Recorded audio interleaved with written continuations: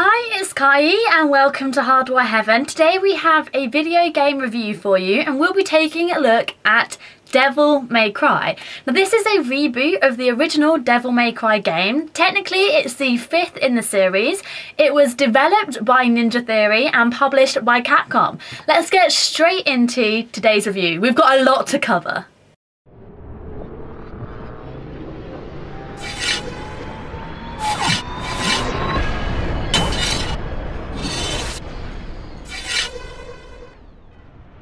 So this is a hack and slash beat 'em up style game with a very heavy storyline. There is so much story that sometimes you even forget that your sole focus is just to kill demons. I have been so engrossed in the storyline and getting attached to characters that I don't even know who I am anymore. I love this game. I'm just gonna put that out there now. This game was one that I was a little bit on the fence as to whether I even thought that I would enjoy playing it, let alone being able to give a positive review on it. That completely changed within 10 minutes of playing the game. Now, I wondered that maybe this would be just, you know, me learning new combos and attacking mobs, encountering different mobs and fighting bosses, and I thought, hey, I enjoyed Diablo 3, maybe it'll be something like that. Completely wrong. The storyline in this is so emotional and deep, and I've never played a Devil May Cry game before, and you really don't have to. Although there are some pointers and, you know, little hints back to the previous games that even I picked up on, but you wouldn't have had to have played the previous games to kind of understand what's going on. The story starts from the beginning. You meet Dante, the main character in the game. You learn about him, how he is. You really get a feel of his character within literally the first cutscene. He's got a massive attitude, he's got a huge ego, and it's really fun to play as him because he's thinking the things that you would say but maybe don't have the confidence to say, and it's really cool. And then you meet Kat, his kind of sidekick, I would say. She helps him get through limbo and things like that. And then, I'm not gonna ruin any story, but you meet some massive characters that really develop the storyline and just give you that feeling that there is some sort of depth to the game, which I think is really fun. Now, you go through a series of missions. So you do a mission, you have cutscenes, you get your score on that mission, and you move on to the next one.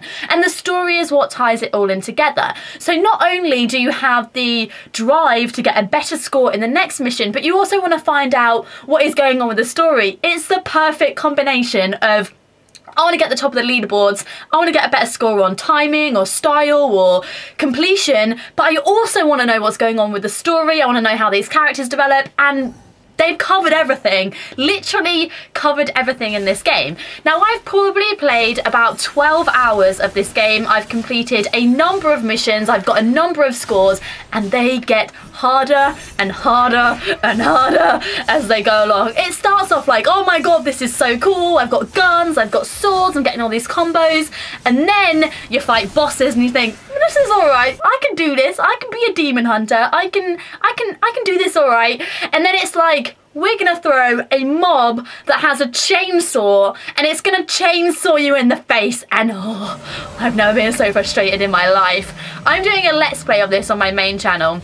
So if you guys kind of want to keep tabs of how I'm doing with the game and really actually get to grips on a ton of footage, me playing through every single mission, you'll see every single cutscene, then definitely go check that out, and it'll be kind of, you'll get to see a more in-depth, I guess, one-on-one personal review of what's going on. But let me tell you, if you get easily frustrated or you rage quit within seconds of not being able to do something, or if the idea of repeating something over and over again until you get it right annoys you, then this is not the game for you.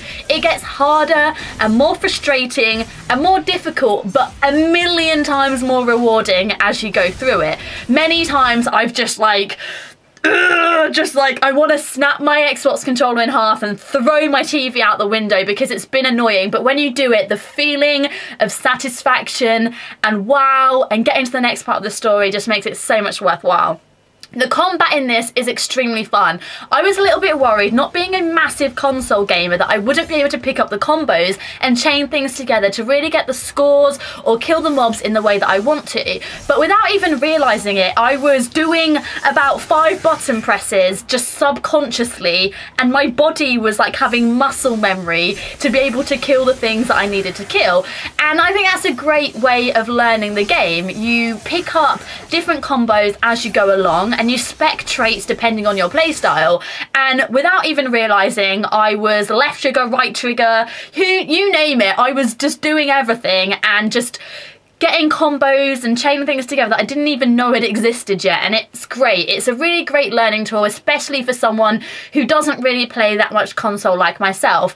I would definitely recommend getting this on either Xbox or PS3. I would completely skip PC completely, because I really feel that unless you actually have a controller, you could plug a controller into your PC, you're not really going to enjoy the game to its fullest. This is something that I feel would be ruined completely with a keyboard and a mouse, because you really have that whole combo Street Fighter feel that we had back in the day with like the original Xbox games, and I really enjoy that. And that's kind of why I think I love it so much, because it's bringing us back to our roots of the hack and slash games, but having the really in-depth stories and graphics that we get in modern games. And it literally covers everything. In regards to the specs that I talked a little bit about, you can do specs on things like your passive skills, or you can spec your different weapons that you get. As you go along, you collect different weapons that do different things and help you achieve certain goals. For example, you have a scythe which you can use to AoE, or you have a big axe that you can use to chop through walls, and you can also grip enemies to you, which is great as well. You can also chain that with passive skills, like being able to jump on enemies. So if you hit them up in the air, you can then jump and then land on them and bounce off, which is great. So there are a ton of things that you can do. This really fulfills your inner desire to bash people's faces in. But then if you enjoy RPG games as well, you're gonna love this, because the storyline is so intense. I've so far fought 2 bosses and loved every single one of them. The first one was a little bit easier. It's an introductory boss. You have Cat telling you what you can do to defeat it. The second one, no idea. Nothing was said. Literally, the boss just came. I called him fat. Well, Dante called him fat. And then I just proceeded to kill him. And it was trial and error. Some things just didn't do any damage to him, and some things did. So you had to use all of your abilities to try and work out how to defeat him. And it was great. When I finally killed him, I was like, this is amazing. I'd 100% figured this out on my own. I didn't have any help. The game didn't help me. And that's what I really like about this. The game is there to be completed. It's not holding your hand in any way. By any stretch of the imagination is this game easy. And if you complete it on the normal mode, you can then easily go through it on the harder modes. And what's great about that is that you can actually change modes depending on the mission.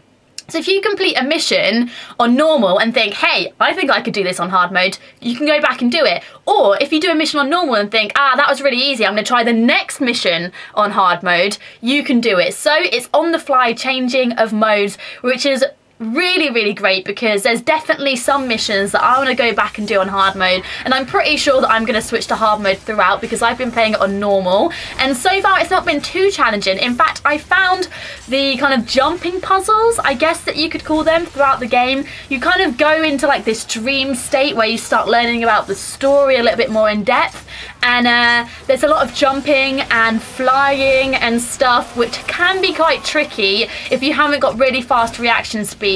But as I said, you'll suddenly just do something and think, wow, I did that without even consciously thinking, and it was successful. My body just did this. It was like a third person outer experience, and that's what I really like. You just really get so immersed into this game.